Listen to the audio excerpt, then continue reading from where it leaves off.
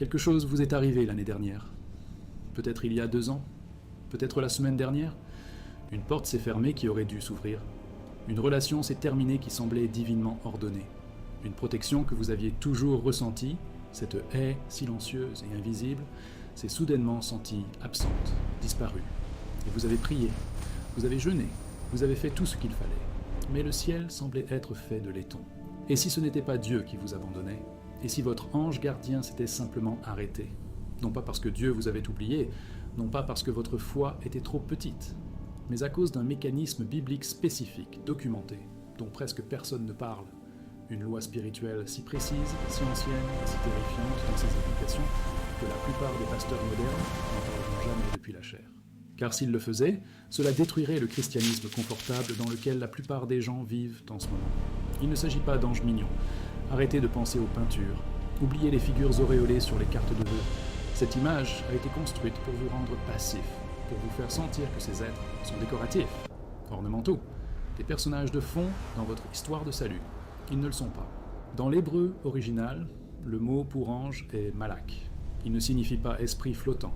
Il signifie messager guerrier, un agent des péchés avec un mandat spécifique, un agent classé fonctionnant au sein d'une chaîne de commandement divine. Ce sont des soldats célestes. Et les soldats ont des règles d'engagement. Et voici ce que personne ne vous a dit. Ces règles d'engagement peuvent être violées par vous. Il y a un seuil, une ligne. Et au moment où vous la franchissez, la couverture change. L'affectation se recalibre.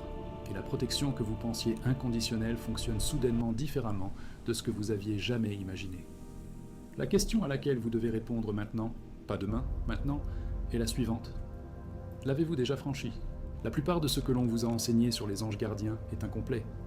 Dangereusement incomplet. La version populaire ressemble à ceci.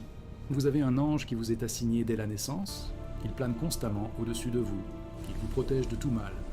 Et la seule façon de perdre cette protection est d'abandonner complètement Dieu. Cette version semble sûre, réconfortante, mais c'est une demi-vérité théologique. Et les demi-vérités dans la guerre spirituelle sont plus dangereuses que les mensonges purs et simples, parce qu'elles vous font baisser votre garde au moment le plus inopportun. Voici ce que l'Église moderne a systématiquement échoué à enseigner. Les anges ne sont pas des agents indépendants de bénédiction, ce ne sont pas des freelances. Ils opèrent dans un cadre juridictionnel d'autorité divine. Leur activité est directement liée à l'infrastructure spirituelle de la personne à qui ils sont assignés. Et cette infrastructure n'est pas maintenue automatiquement.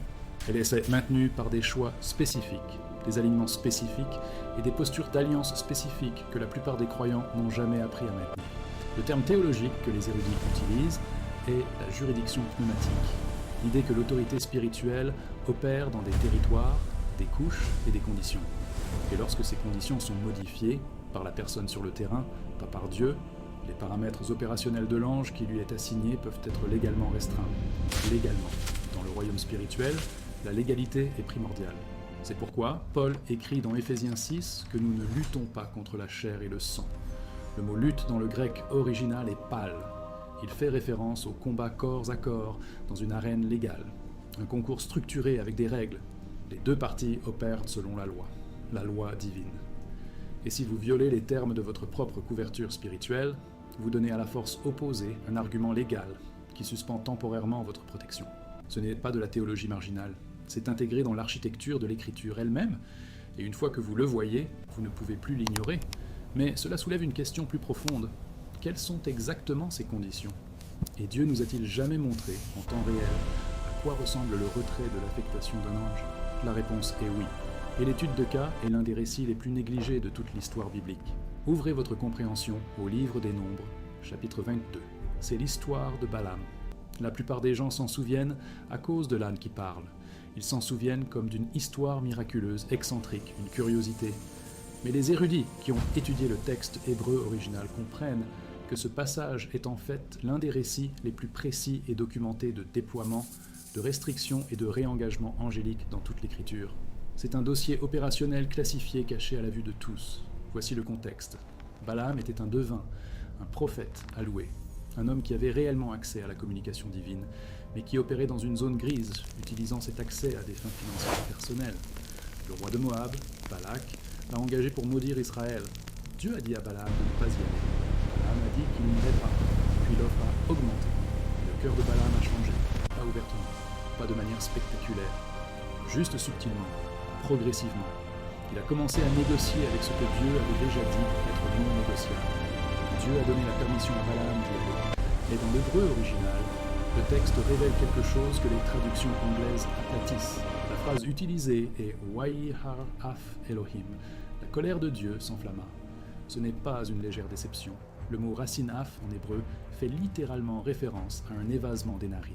Une colère violente, visible, le genre qui signale un changement dans l'atmosphère spirituelle autour d'une personne, et c'est là que l'ange entre en jeu.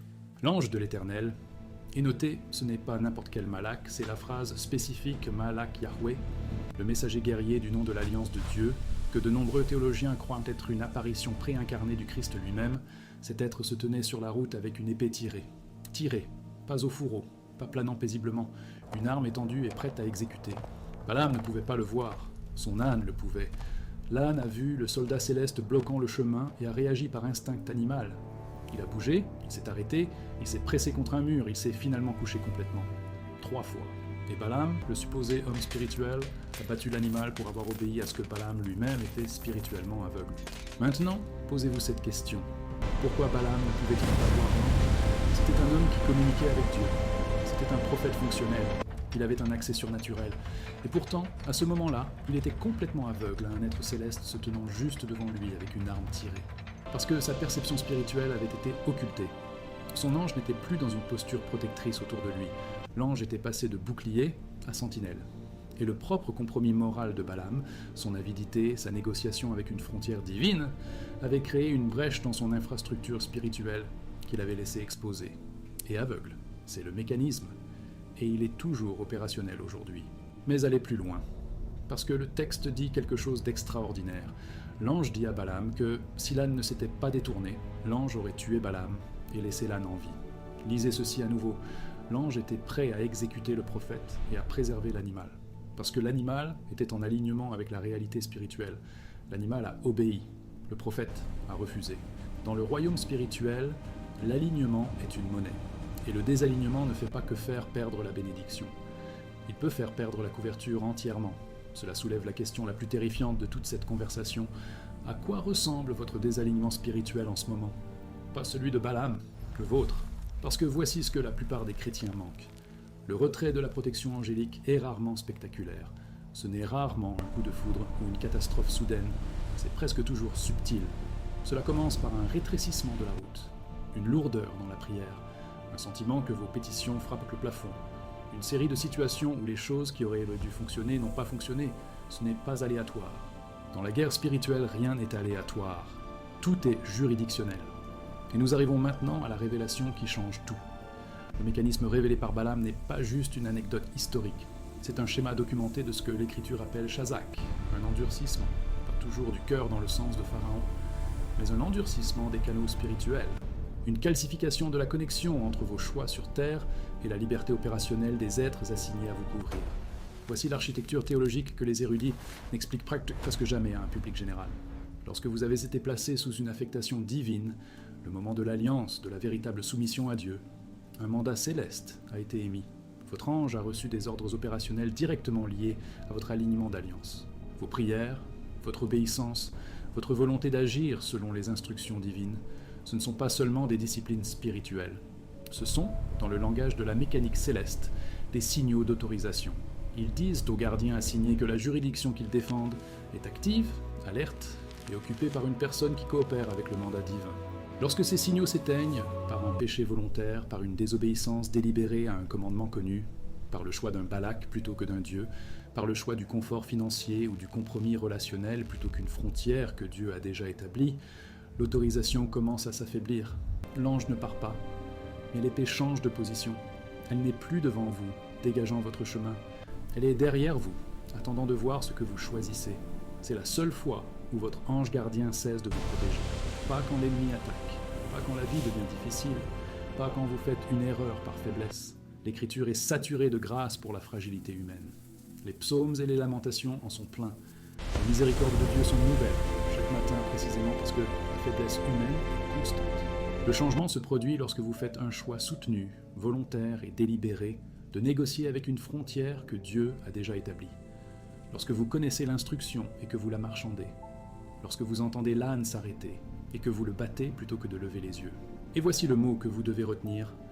L'ange n'a pas abandonné Balaam de façon permanente. Au moment où les yeux de Balaam se sont ouverts, au moment où il s'est prosterné face contre terre et a reconnu ce qui se tenait devant lui, la restauration a commencé.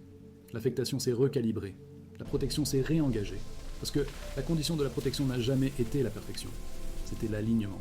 Et l'alignement peut être restauré au moment où vous arrêtez de négocier et commencez à obéir. Mais vous devez arrêter. Vous devez vraiment arrêter.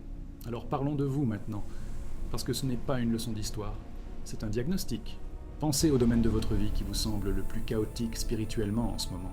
La relation qui continue de se détériorer. Le cycle financier que vous ne parvenez pas à briser. La situation de santé qui ne répond pas à la prière comme vous croyez qu'elle devrait le faire. L'opportunité qui continue de se fermer avant que vous ne puissiez la franchir. La plupart des croyants blâment des forces extérieures. Ils supposent que l'ennemi est simplement plus puissant dans ce domaine. Ils réprouvent, ils lient, ils déclarent. Et rien ne change. Mais, et si le problème n'était pas la force de l'ennemi? Et si le problème était une brèche dans votre infrastructure spirituelle qui donne à la force opposée un point d'appui légal? Et si le problème n'était pas la puissance démoniaque, mais la juridiction angélique retirée dans ce territoire spécifique de votre vie? Vous pouvez lier un démon dans une zone non protégée autant que vous le voulez. Cela n'a pas d'importance. La liaison ne tient que lorsque la juridiction est intacte, lorsque le gardien autorisé est en position, lorsque les signaux d'autorisation sont actifs et clairs. La question à laquelle vous devez vous confronter, et je veux dire vraiment vous y confronter, pas la faire défiler, pas passer à la chose suivante, est la suivante. Où négociez-vous actuellement avec une frontière que Dieu a déjà établie pour vous? Est-ce la relation dans laquelle vous savez que vous ne devriez pas être, mais la solitude est trop forte? Est-ce le partenariat commercial que vous sentez spirituellement désaligné, mais l'argent est trop attrayant? Est-ce les médias que vous consommez, les conversations auxquelles vous participez, les environnements que vous habitez, ceux qui recalibrent lentement, silencieusement votre boussole spirituelle intérieure, jusqu'à ce que vous soyez si loin du cap d'origine que vous ne reconnaissez même pas la distance? Balaam ne s'est pas réveillé un matin et a décidé de maudire Israël. Il s'est réveillé et a décidé que l'offre valait la peine d'une conversation. Puis la conversation valait la peine d'une négociation. Puis la négociation valait la peine d'une visite. C'est comme ça que ça marche toujours. C'est comme ça que l'infrastructure spirituelle est compromise. Pas en une seule explosion. En une série de petites portes laissées ouvertes. Et voici l'application qui change votre vie de prière immédiatement. Arrêtez de prier seulement pour plus de protection angélique. Commencez à prier pour identifier les brèches. Demandez à Dieu de vous montrer les endroits où votre obéissance s'est amincie, où votre alignement a dérivé, où vous avez battu votre âme au lieu de lire le barrage routier. Parce que le barrage routier est souvent la miséricorde. La porte fermée est parfois le gardien qui maintient sa position. Tous les chemins bloqués ne sont pas une attaque ennemie. Parfois, c'est un soldat céleste debout avec une épée tirée, vous disant que la route sur laquelle vous insistez mène à votre destruction. Et la chose la plus sage que vous puissiez faire est ce que Balaam a finalement fait. Tombez sur votre visage. Reconnaissez ce qui se tient devant vous et demandez la correction. Si votre vie de prière vous a semblé creuse, votre adoration mécanique et votre sensibilité spirituelle émoussée, ce n'est pas nécessairement la dépression, ce n'est pas nécessairement l'immaturité spirituelle. Cela peut être le signal que votre couverture angélique a changé de posture. Et le changement nécessite une réponse. Pas juste une prière plus forte, une repentance, un réalignement, un retour spécifique et intentionnel au dernier endroit où vous saviez que vous étiez en pleine conformité d'alliance. Le royaume spirituel fonctionne sur la précision, pas sur l'émotion, pas sur le volume, pas sur la durée de la prière. La précision de l'alignement. Et au moment où vous restaurez cette précision, au moment où vous arrêtez la négociation, fermez la porte non autorisée, quittez l'espace compromis, les signaux d'autorisation se réengagent. Le gardien se repositionne. L'épée revient pour dégager la route au lieu de la bloquer. C'est l'alliance. C'est la réalité opérationnelle du psaume 91. Il donnera des ordres à ses anges, à ton sujet. Le mot ordre en hébreu est tsava, un commandement militaire, un ordre opérationnel permanent. Mais les ordres permanents opèrent dans des conditions permanentes. Maintenez les conditions. Maintenez la couverture. Vous n'êtes pas impuissant dans cela. C'est la dernière chose que je veux que vous compreniez. Le mécanisme existe non pas pour vous terrifier, mais pour vous mobiliser. Parce que le même système qui peut retirer la protection lorsque vous dérivez, peut la restaurer pleinement lorsque vous revenez, instantanément. Le royaume spirituel ne garde pas rancune. Il maintient les alignements. Restaurez l'alignement, et la juridiction est restaurée avec lui. C'est urgent. Non pas parce que vous avez tout perdu, mais parce que chaque jour que vous passez dans une zone d'infrastructure spirituelle compromise est un jour où le gardien autorisé de votre vie n'est pas pleinement déployé en votre faveur. Et vous n'avez pas été créé pour vivre avec une sentinelle au lieu d'un bouclier, vous avez été créé pour le mandat complet, la couverture complète, la force céleste complète de l'armée du ciel opérant en partenariat autorisé avec votre vie quotidienne. Mais cela nécessite votre participation, cela nécessite votre honnêteté, cela nécessite que vous arrêtiez de blâmer l'ennemi pour ce que votre propre désalignement a créé. Encore une chose, la raison pour laquelle l'histoire de Balaam se termine comme elle le fait, avec une restauration partielle mais une tragédie ultime, est qu'il est retourné à la négociation. Il a reçu la correction, a reconnu l'ange, mais a ensuite continué à trouver des moyens de contourner la frontière divine. Il ne s'est jamais complètement arrêté, il s'est juste assez recalibré pour survivre à l'instant, puis a dérivé en arrière. Et ce schéma l'a finalement détruit.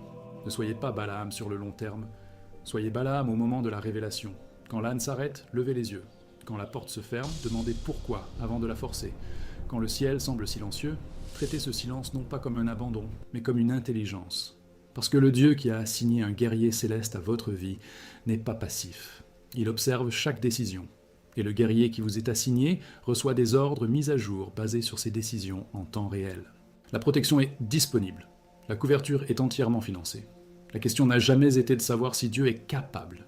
La question a toujours été de savoir si vous êtes aligné. Et maintenant, vous savez ce que signifie réellement l'alignement. Pas la perfection, pas la performance, la précision de l'alliance. La volonté de s'arrêter, de lever les yeux et d'obéir à ce que vous voyez devant vous.